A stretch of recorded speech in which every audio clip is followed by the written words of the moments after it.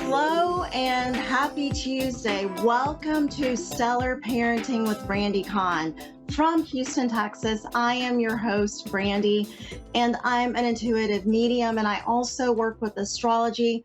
I hold a Master of Science degree in psychology with a specialty in child and adolescent development. And I'm super passionate about teaching parents, teachers, guardians, how to combine the magic of the stars with the art of consciously and intentionally raising our children. So you can find me at brandicon.com. That's Brandi with an I, and Khan is Khan. And if you'd like to be a guest on the show, if you want to come on for a free astrology reading or tarot reading, please join my Facebook group, Psychology Infused Astrology, and sign up on the list. And I look forward to hearing from you.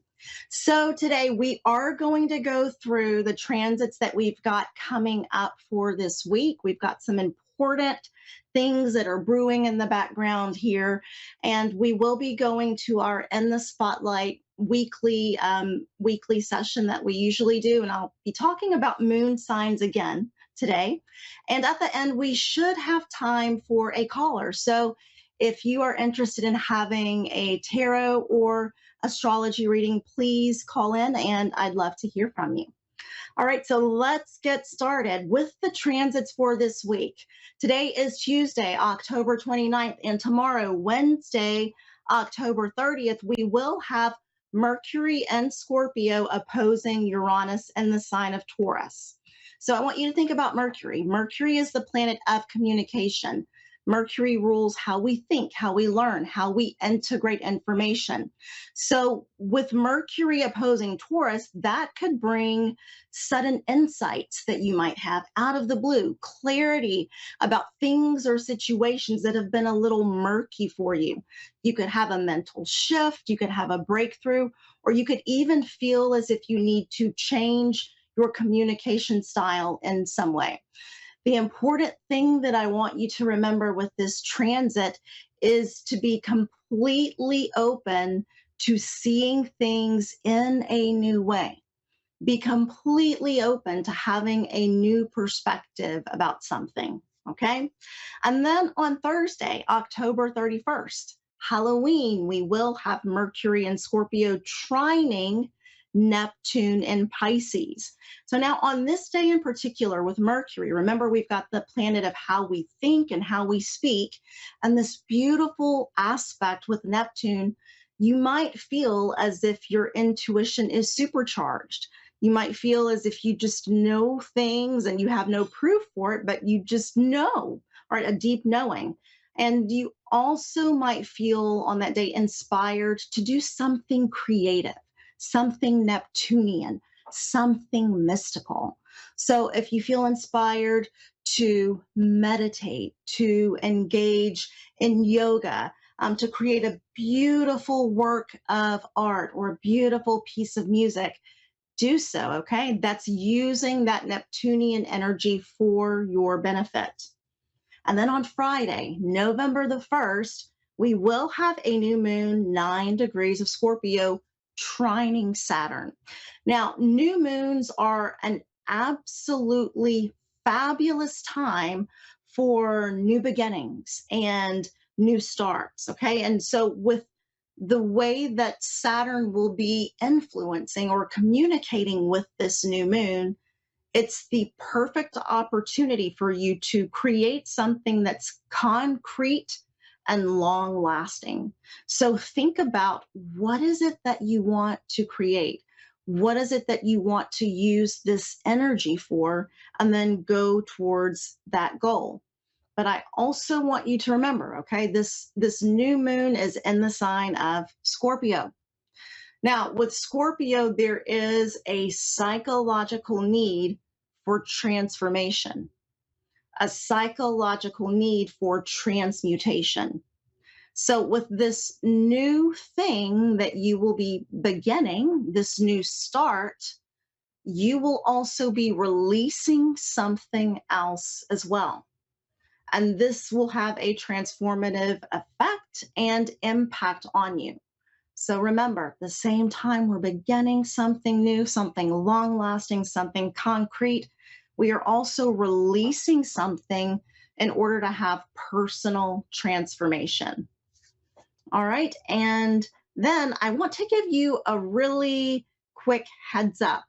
We're heading towards a very important and potentially challenging transit that will be exact on November 3rd. Okay. So even though it's not exact at this moment, I have already been feeling the energy, and maybe you have as well. We have Mars coming into opposition with Pluto, and this is happening a couple of days before Election Day here in the US.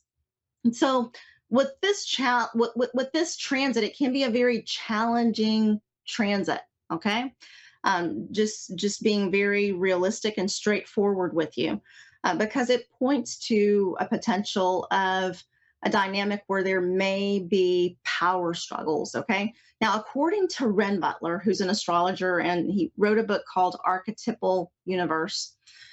Mars Pluto combinations can point to intense willpower and courage. So we've got the willpower and the courage of Mars, and it's amplified 100 times because it's in communication or in aspect to Pluto. So please be mindful and please be intentional with how you decide to use this energy.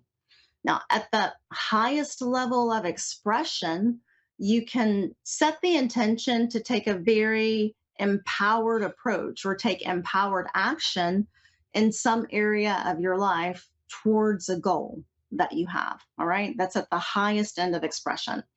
At the lower end of expression, Mars Pluto can be all about conflicts, disagreements, confrontations. Okay. So we want to steer away from that area and go more towards the higher end of expression. Let's create something amazing.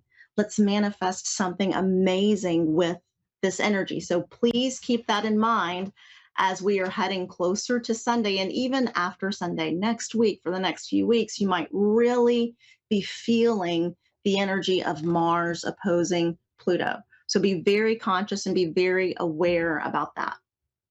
Now, this week for In the Spotlight, I want to take a moment to talk about when we have the moon in a fire sign. And when I'm talking about the fire signs, I am referring to Aries, Leo, and Sagittarius. Those are the fire signs in our zodiac. And we're talking about the moon. Remember, the moon represents our feelings, our emotions, our emotional nature, our level of sensitivity that we have, what makes us feel safe and secure. So if you have a child with their moon in one of the fire signs, Aries, Leo, or Sagittarius, I really want you to listen to this, okay? So moon and fire signs, your child might have a certain level of emotional intensity. They might be very passionate. Maybe they're energetic about what they want to do. And maybe sometimes they tend to be a little impulsive, okay? And when we're talking about moon and fire, astrologer Christopher Renstrom always puts it this way. He says, people with their moon and a fire sign, those are the people who have this way of communicating their feelings, like, this is what I'm feeling, and everybody needs to know.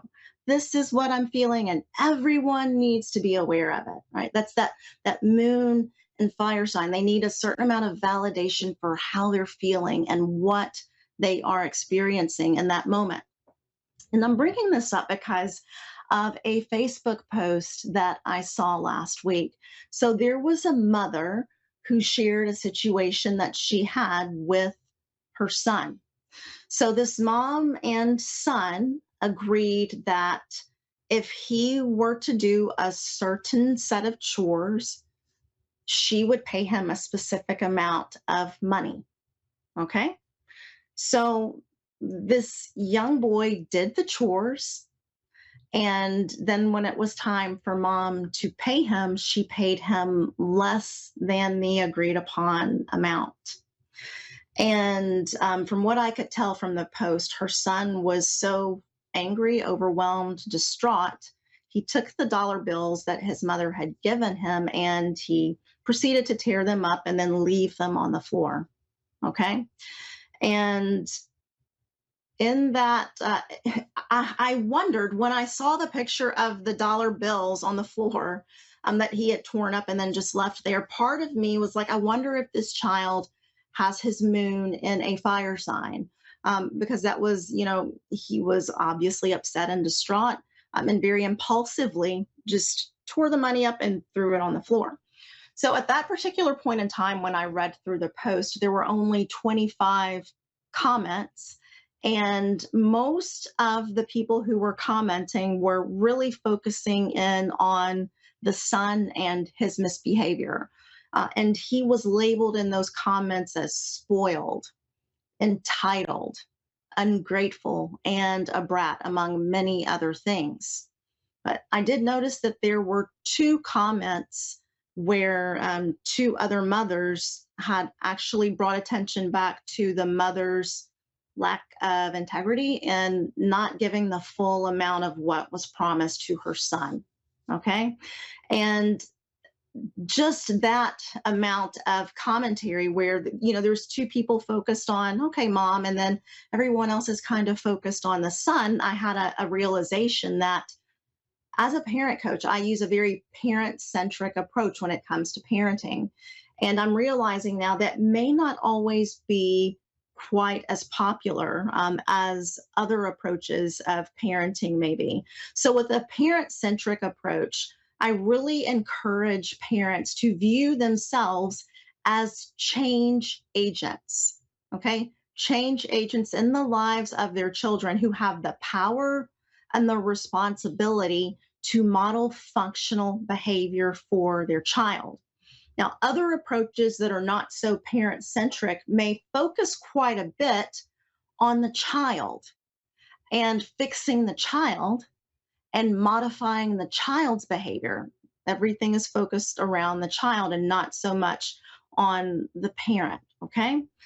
And with the parent centric approach, the reason why I love it so much is because I really want parents and I encourage parents to ask themselves, how can I model a sense of inner safety?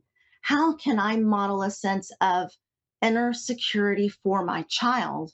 And in turn, how can I then provide an environment where my child feels safe and secure while they are learning and growing and developing into a responsible adult? So, when it comes to impulsive behavior, if your child is showing impulsive behavior, I really want you to step back and take a moment and remember brain science. Okay. So, when it comes to brain science and when it comes to our brains, here at the front of the brain, we've got the prefrontal cortex. And the prefrontal cortex is the area that is responsible for thinking, it's responsible for problem solving and really good decision making. But guess what? There's a very interesting fact when it comes to the prefrontal cortex. It's not completely developed until around the age of 25. 25 years old is when it's fully matured. Okay. So when your young child is doing something that does not fully make sense to you, or if they're doing something that seems a little irrational or irresponsible, I really want you to remember that the part of the brain that helps with good decision making is not fully online yet. Okay. So your child is going through a process where they are learning while they are developing, they are growing into responsible adults. Okay. So, as they're going through that process of growth, there are areas like emotional regulation, areas like communication. Those are skills that they are learning to develop. They were not born with those skills, they have to learn them. Okay.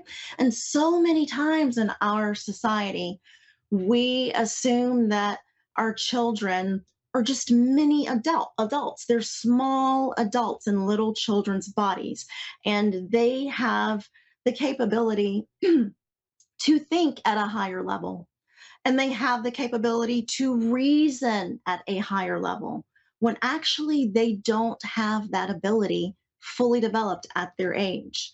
And it's not quite appropriate to expect more from them than what they may be physiologically and developmentally capable of in that moment. So, as parents, we have to remember to hold ourselves to a high standard. We've got to really model the characteristics, the qualities, the traits that we want to see in our children. We want to make sure that we are keeping our word to them when we're making promises. We want to make sure that we are teaching them the skills of emotional regulation, of how to deal with those strong emotions once they come up, how to deal with disappointment and sadness and grief. And we also want to teach our children how to be effective communicators, how to actively listen to other people around them, and then communicate what they are feeling in a respectful way. We model that. And so we need to adopt more of an approach to parenting where we're using compassion for our children, where we've got some level of understanding instead of judgment of them. And so instead of thinking of your child as deficient or incapable of doing something, I want you to tell yourself, my child has not fully learned the appropriate skill they need to use in this situation. And therefore, since they have not learned the appropriate skill to use in this situation, it is my responsibility to teach them. And it's my honor to teach them and to guide them through this, learning how to be a responsible adult. So, this was really inspired by the Facebook post that I saw last week, and I really felt drawn. I felt the need to speak up for our children and where they are developmentally, because not everybody realizes that it takes a while for them to mature and for their brains to get to where they've really got their decision making abilities under their belt.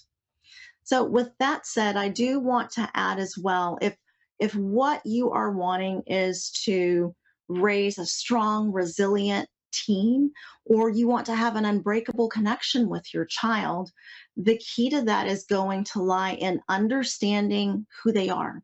Not only in understanding who they are, but being able to honor them as a person and for how they are here to express their individuality. You can learn all of this through their natal chart. So, through their natal chart, you can learn what their communication style is, what their learning style is, what motivates them, what's their life purpose, what are the potential challenges that they will deal with in life that you will need to guide them through. You can get all of that information from their natal chart. And I do have a program where I walk you through exactly how to custom design your parenting approach based on your child's natal chart. From that understanding, you develop an unbreakable bond of very deep respect and appreciation for who your child is.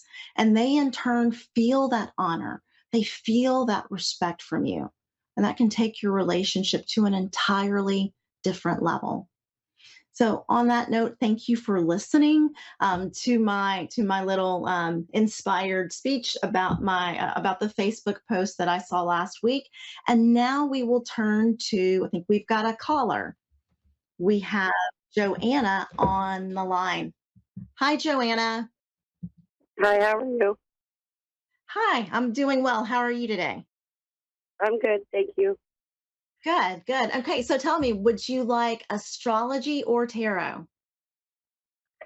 Can I say you pick? Yes, yes, you can pick. Um, Probably astrology. Oh, you'd like astrology. Okay, so do you have your birth information? I do. Oh, awesome, Joanna. Okay, that's not quite common. Most people don't know their time of birth. So I get so excited when I have someone who does. Okay, give me your info, please, dear. What's your date of birth? 1584, 1584. And the time? 6:35 a.m. 6:35 p.m. And the No, city no and state? a.m. I'm sorry, Cleveland, did you Ohio. It's Dayton, a.m. Ohio? No, Oh, six. Cleveland, Ohio. Okay, 6:35 a.m. Is that correct? Okay. Yes, ma'am. And Cleveland, Ohio. All right. Cleveland, Ohio. Let's go here. All right. Awesome, Joanna. It's great to have you on today. So tell me, what's it like in Cleveland? What's the weather like? Is it pretty warm up there? I'm in It's pretty Houston warm right and now. yeah, it's quite warm down here. Right. Okay. Oh, okay. So you're in Akron. Okay. Akron, Ohio, but born in Cleveland. So I'm in okay. Youngstown, Ohio, but was born in Oh, Cleveland, Ohio. Youngstown. Oh, Mhm. I'm so sorry for the confusion. Okay, No, it's Youngstown. okay. You just okay. January 5th, 1984. We've got 6:35 a.m. and we do have Cleveland. All righty, Joanna. Wow, quite a stellium. I see a Sagittarius stellium. And and you're a Sagittarius rising. So I do see your ascendant in the sign of Sagittarius. You have your sun in the sign of Capricorn and then moon in Aquarius. Are you familiar with all of that? Similar, yes. Okay, all That's right. So I'll break it down for you. Okay, I'll break it down. When it comes to the natal chart, sun, moon, and rising are all three equally important.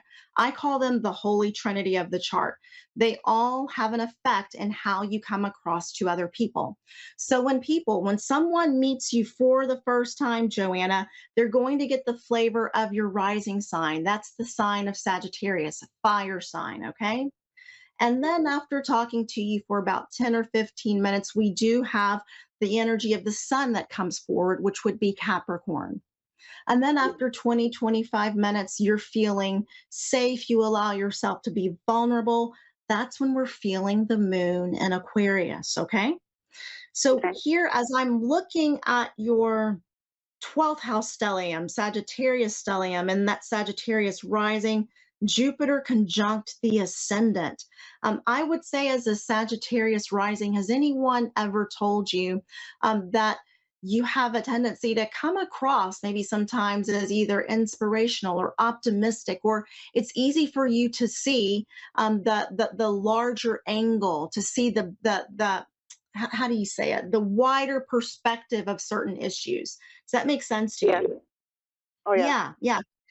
And with this Sagittarius, like right conjunct your ascendant, it's almost like you have the mark of Sagittarius. So there's a psychological need when it comes to Sagittarius. There's a need um, to have freedom when it comes to how we think and the ideas we believe. Do you understand that?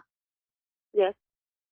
Okay. And there's also a psychological need for adventure, to feel as if we are unrestricted and we can roam. We've got freedom to roam. You understand? Yes. Okay. And then what I really love here with that Jupiter so close to the 12th and the 12th house stellium, you have such an emphasis on being spiritually connected. So, growing up, did you understand and realize, did you have the experience of being a very sensitive child? Yes. Oh yeah. Okay. Yeah. And Hmm. would you also understand and recognize that it looks like you have the potential to be quite intuitive as well? Oh yeah. I have more than one person saying that to me, Yes, because you've and I'm got trying to block it Neptune out, in but there. I'm I'm sorry, told go not ahead. to try to block it. Okay, okay. So I'm telling you, if you see something in a chart one time, it's a possibility, two times probability, three times it's a sure thing. So the 12th house stellium, along with Neptune being so close to the ascendant, and then Neptune conjunct Mercury, I would say you're highly intuitive, highly empathic. You understand that? Yes. Hmm. Okay, but with all of this sensitivity, I need you to remember that it's important for you to take time out for yourself every day and to ground your energy. You probably absorb or feel the energy from everyone around you quite Oh yeah. strongly every day. And so, yeah, I want you to remember to make sure that you're taking time out every day to stay grounded and to feel your own energy. Okay. Okay. And with your sun in Capricorn, the sun is the heroic feature. The sun is all about who you're meant to be more of. Your sun in Capricorn, there's a psychological need for achievement, for success, Hmm. leave something behind. Do you understand that? Kinda. Okay. All right. So with Sun there in the first house in Capricorn, there's this whole focus on achieving something, working Hmm. hard, having something to show for for my hard work. You understand that? Yes. Hmm. Okay. And Moon in the second house, we're almost out of time. So Moon in the second house, I know that your possessions, having money in the bank is also something that's quite important to your safety and security. You understand? Yes.